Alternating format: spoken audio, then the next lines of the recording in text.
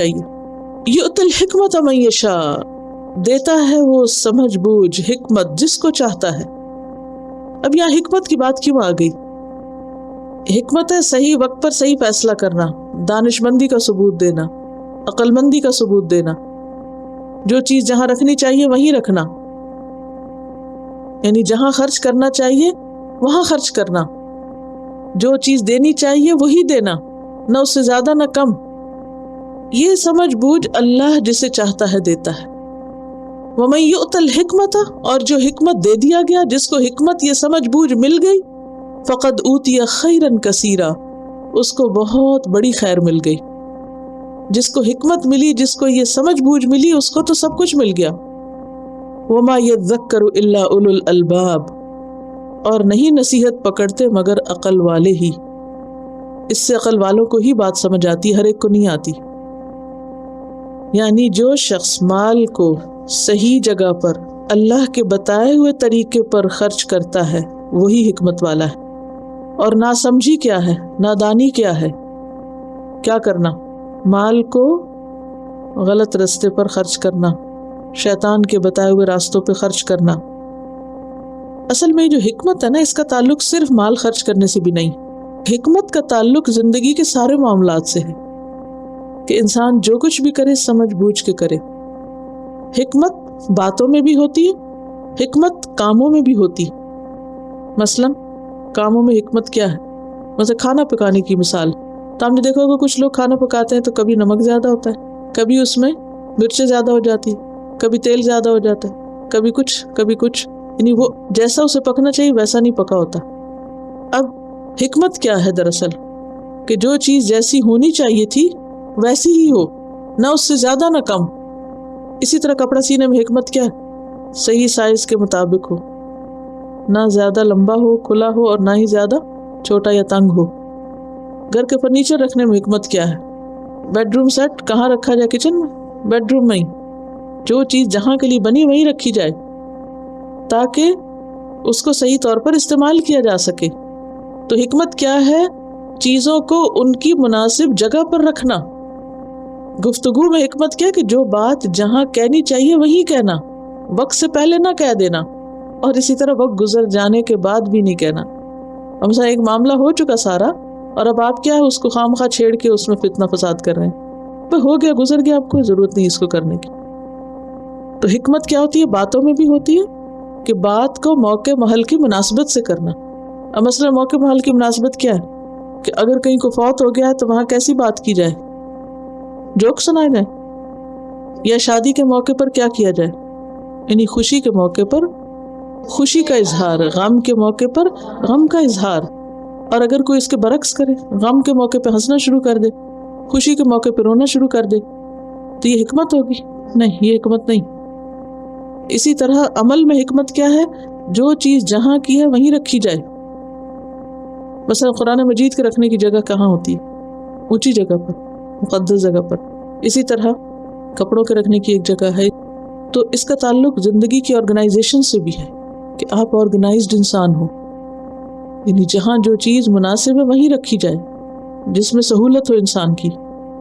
اسی طرح حکمت ہوتی ہے کہ جو چیز چھوڑ دینی چاہیے اسے چھوڑ دے، اور جو چیز اختیار کرنی چاہیے اسے اختیار کر لے بغیر کسی رکاوٹ کے۔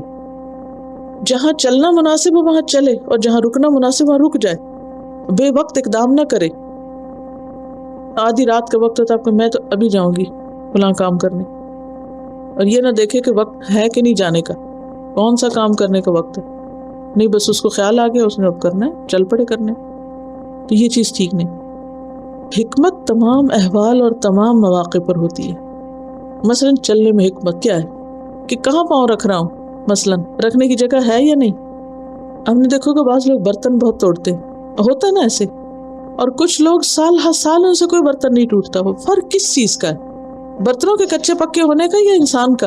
چھوٹ بھی جاتے ہیں بعض اوقات، لیکن وہ کبھی کبھار تو ہوا، لیکن کچھ لوگ تو بس روز ہی چھوڑتے رہتے ہیں۔ دیکھیے کہ یہ ایسے ہی ہے کہ اللہ جسے چاہتا ہے لمبی عمر دیتا ہے، جسے چاہتا ہے رزق دیتا ہے۔ تو جہاں بھی من یشاء کا لفظ آئے، ایک قاعدہ بنا لے قرآن مجید میں من یشاء کو سمجھنے کا، اور وہ کیا ہے کہ اللہ کی مشیت اس کی حکمت کے تابع ہوتی ہے کہ کس کو کیا چیز دینی ہے اور کس کو نہیں دینی.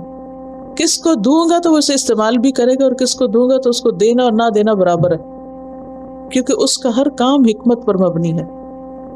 اللہ کا اپنا ہر کام کس میں مبنی ہے؟ حکمت پر. تو کیا ایسا ہو سکتا ہے کہ اس کی حکمت کا تقاضا ہو کہ یہاں دیا جائے یا یہاں نہ دیا جائے اور وہ اس کے خلاف کرے؟ نہیں، اس کا کوئی کام بھی حکمت کے خلاف نہیں ہے. سوچ سمجھ کے کام کرنا چاہیے، اسے اپنے امور کو ریویو کرنا چاہیے کہ میری غلطی کہاں ہے. ٹھیک ہے نا؟ کیونکہ بہت سے لوگ غلط کام کرتے بھی مانتے بھی نہیں ہیں کہ وہ غلط کر رہے ہیں، سوچتے نہیں ہیں، غور نہیں کرتے. اور یہاں پر یہ جو کہا گیا نا، اور جس کو حکمت دی گئی اس کو بہت بڑی بھلائی دے دی گئی، بہت بڑی بھلائی. اب ہر ایک کا دل للچاتا ہے کہ میرے پاس بھی ہو، کیونکہ خیر کے لیے حریص تو ہونا چاہیے نا. حدیث میں آتا ہے احرص علی ما ینفع، حرص رکھو اس چیز کی جس سے تم کو فائدہ پہنچے. یہ نہ کہو کہ نہیں اچھا کوئی نہیں، میری قسمت میں ہوتا تو مل جاتا. اب اگر کوئی چاہے تو اسے کرنا کیا چاہیے؟ اس کے لیے سب سے پہلے تو یہ کہ دعا مانگنی چاہیے کہ اللہ مجھے حکمت عطا کر، کیونکہ یہ اللہ دیتا ہے، اللہ کے پاس ہے، تو جو اس سے مانگے گا اسے ملے گی. ٹھیک ہے. نمبر 2، عقل مندوں کی صحبت اختیار کرے. یعنی اپنی طرف سے کوشش کیا ہونی چاہیے کہ جو صاحب حکمت لوگ ہیں ان کی صحبت میں بیٹھے، ان کے پاس اٹھے بیٹھے، دیکھے کہ وہ کیسے کام کرتے ہیں. مثلا ہم نے کھانا پکانے سے بات شروع کی تھی، تو اگر آپ اچھا کھانا پکانا چاہیں تو آپ کو کیا کرنا ہوگا؟ صرف ریسیپی بک پڑھ کے آپ بنا لیں گے؟ سوال ہی پیدا نہیں ہوتا. صرف علم سے یا کتاب سے حکمت نہیں آتی. آپ کو اس شخص کے پاس کھڑے ہونا پڑے گا، دیکھنا پڑے گا، غور کرنا پڑے گا، کیونکہ وہ پکانے والا ہر چیز بتاتا بھی نہیں ہے، وہ کچھ چیزیں صرف کر ہی رہا ہوتا ہے. تو اب آپ کی آبزرویشن جتنی اچھی ہوگی اتنا ہی بہتر آپ اس سے اخذ کر لیں گے. تو جو جس چیز کا ماہر ہو اس کی صحبت اختیار کرنا ضروری ہے. تو حکمت کے لیے عاقلوں کی صحبت. تیسری چیز، زندگی کے تجربات، اگر انسان ان سے سبق سیکھے. اگر ایک کام کرنے سے، مثلا آپ نے اگر 1 کلو چاول میں آدھا کلو گھی ایک دفعہ ڈال دیا، کسی نے نہیں بھی بتایا تو آپ کو پتہ چل گیا کہ یہ میری غلطی تھی اور آئندہ مجھے اتنا نہیں ڈالنا. کچھ لوگ کہیں سے نہیں سیکھتے، تجربے کر کر کے ایرر اور ٹرائل کے بیس پر سیکھتے جاتے ہیں. تو یہ بھی حکمت حاصل کرنے کا ایک طریقہ ہوتا ہے، مگر یہ بڑا طویل سفر ہوتا ہے. انسان غلطیاں کر کے اپنی غلطیوں سے سیکھے، اور یہ بھی صرف وہ لوگ سیکھتے ہیں جو سیکھنا چاہتے ہیں. بہت سے لوگ اس سے بھی کچھ نہیں سیکھتے. تو کون سی 3 چیزیں ہیں حکمت حاصل کرنے کے لیے؟ دعا، زندگی کے تجربے، اپنی غلطیوں سے سیکھنا، ایکسپیریمنٹ سے سیکھنا. اور یہ وہ سیکھے گا جس کو طلب ہوگی، جو واقعی سنجیدہ ہوگا. ہر ایک نہیں سیکھتا اس سے بھی. بعض اوقات کیا ہوتا ہے، ایک چیز سے ہمیں چوٹ لگتی ہے، دوبارہ اٹھتے پھر اسی سے پھر چوٹ لگ جاتی. کیوں آتا ہے ایسے؟ ہم سنجیدہ نہیں ہوتے، ہم توجہ نہیں کرتے نا، بس ٹھیک ہے جو بھی ہے سب ٹھیک ہے. ہاں، صرف عقل مندوں کے پاس ہی بیٹھ کے نہیں سیکھ سکتے.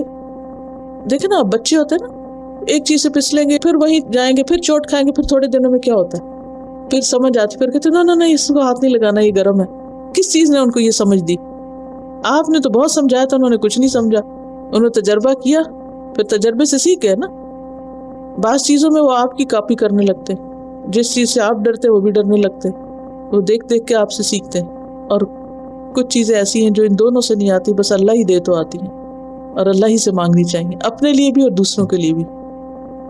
کیونکہ یہاں فرمایا وما یذکر الا اولو الالباب. کیا مطلب ہے اس کا؟ نصیحت نہیں پکڑتے، نہیں سیکھتے مگر عقل والے. کون سی عقل والے؟ الباب سے میں نے کیا بتایا تھا مطلب؟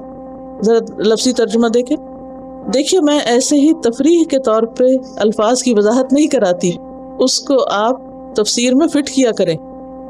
وہ ایک الگ سبجیکٹ نہیں ہے، وہ اس کے اندر ہی لایا کریں. الباب لب سے ہے. لب کس کو کہتے ہیں؟ کون سی عقل؟ ہر عقل لب نہیں ہوتی، چنی ہوئی عقل، پیور خالص عقل، یعنی خاص قسم کی عقل، عقل رشد جس کو کہتے ہیں، جو آمیزش سے خالی ہو، واقعی انسان اس کو استعمال کرے اور اس سے فائدہ حاصل کرے. اور خاص طور پر حکمت کا لفظ استعمال ہوتا ہے دین کی سمجھ کے لیے. یعنی دنیاوی معاملات میں بھی حکمت ہوتی ہے، لیکن خصوصی طور پر دین کی سمجھ. آپ نے دیکھا کہ بہت سے لوگ دنیا میں بہت کامیاب ہوتے ہیں، انتہائی عقل مند ہوتے ہیں، لیکن دین کے معاملے میں کچھ سمجھ نہیں. تو بات یہ ہے کہ اصل حکمت اللہ کے خوف سے آتی ہے. رأس الحکمت مخافت اللہ یا خشیت اللہ. حکمت کی جو بنیاد ہے، یہ اصل ہے، وہ اللہ کا خوف ہے. درست علم ہو، درست عمل ہو، سچی زبان ہو، عقل سلیم ہو، تو دین کی سمجھ پیدا ہوتی ہے. دینی معاملات میں حکمت کیسے آتی ہے؟ صحیح علم، اوتھینٹک نالج، اور اس پر عمل. کیونکہ تجربہ نہیں کریں گے، اس کو اپلائی نہیں کریں گے تو فائدہ نہیں. سچی بات، قول صادق، عقل سلیم. نتیجہ کیا ہے؟ فقہ فی الدین. الٹیمیٹلی آپ کو دین کی سمجھ آنے لگے گی. تو حکمت گویا کسی بھی کام یا کسی بھی چیز کو اس کے تمام اوصاف کے ساتھ مکمل کرنا ہے. اور یہ آیت مال خرچ کرنے سے متعلق آیات کیا بیچ میں آ رہی ہے؟ کیوں؟ عموماً لوگ مال خرچ کرنے کے معاملے میں سمجھداری کا ثبوت نہیں دیتے. مال اللہ کی نعمتوں میں سے بہت بڑی نعمت ہے. بعض لوگ بخل کرتے رہتے ہیں اور بعض لوگ اوور سپینڈنگ کر کے ضائع کرتے رہتے ہیں، اور جہاں کرنا چاہیے وہاں نہیں کرتے. جو فائدے کی جگہ ہے وہ بھول جاتے ہیں.